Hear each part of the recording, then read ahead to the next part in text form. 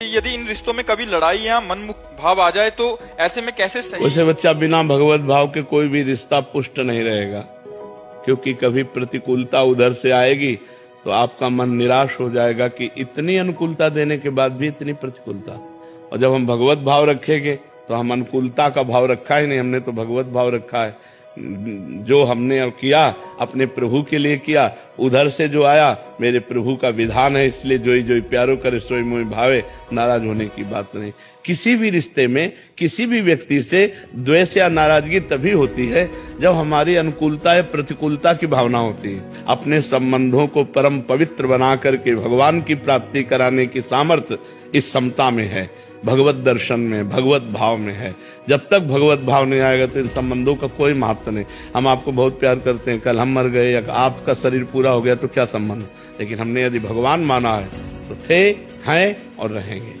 बस भगवान थे, हैं और रहेंगे, ये बात समझिए। यदि इन रिश्तों में कभी लड़ाई या मनमुख भाव आ जाए तो ऐसे में कैसे सही? वैसे बच्चा, बिना भगवत भाव के कोई भी रिश्ता पुष्ट नहीं रहेगा, क्योंकि कभी प्रतिकूलता उधर से आएगी तो आपका मन निराश हो जाएगा कि इतनी अनुकूलता देने के बाद भी इतनी प्रतिकूलता। और जब हम भगवत भाव रखेंगे तो हम अनुकूलता का भाव रखा ही नहीं, हमने तो भगवत भाव रखा है। जो हमने किया अपने प्रभु के लिए किया, उधर से जो आया मेरे प्रभु का विधान है, इसलिए जोई जोई प्यारो करे सोई मोई भावे, नाराज होने की बात नहीं। किसी भी रिश्ते में किसी भी व्यक्ति से द्वेष या नाराजगी तभी होती है जब हमारी अनुकूलता या प्रतिकूलता की भावना होती है। अपने संबंधों को परम पवित्र बना करके भगवान की प्राप्ति कराने की सामर्थ्य इस समता में है, भगवत दर्शन में, भगवत भाव में है। जब तक भगवत भाव नहीं आएगा तो इन संबंधों का कोई महत्व नहीं। हम आपको बहुत प्यार करते हैं, कल हम मर गए या आपका शरीर पूरा हो गया तो क्या संबंध, लेकिन हमने यदि भगवान माना है तो थे, हैं और रहेंगे। बस भगवान थे, हैं और रहेंगे, ये बात समझिए। भगवान दुलार करते हैं, उसका बाल बांका कौन कर सकता है? ये संसार नहीं, ये अधर्म का पैसा बिल्कुल ठीक नहीं है।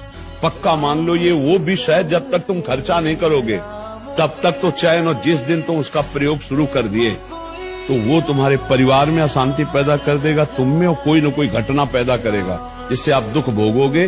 पक्का समझ लो, आज हमारी बात लिख लो, कल आप इसका अनुभव कर लेना, क्योंकि हम शास्त्र सम्मत बात कहते, कोई मनमानी नहीं कहते। हाँ, एक बार एक अधिकारी जन आए थे, वो कुछ फल वल लाए थे, तो हाथ जोड़ के मुझसे यही कहा था वीडियो पर कि आप मत लाना, आप ये वस्तु मत लाना, क्योंकि आपको जो पेमेंट मिलती है आप उससे परिवार चलाओ।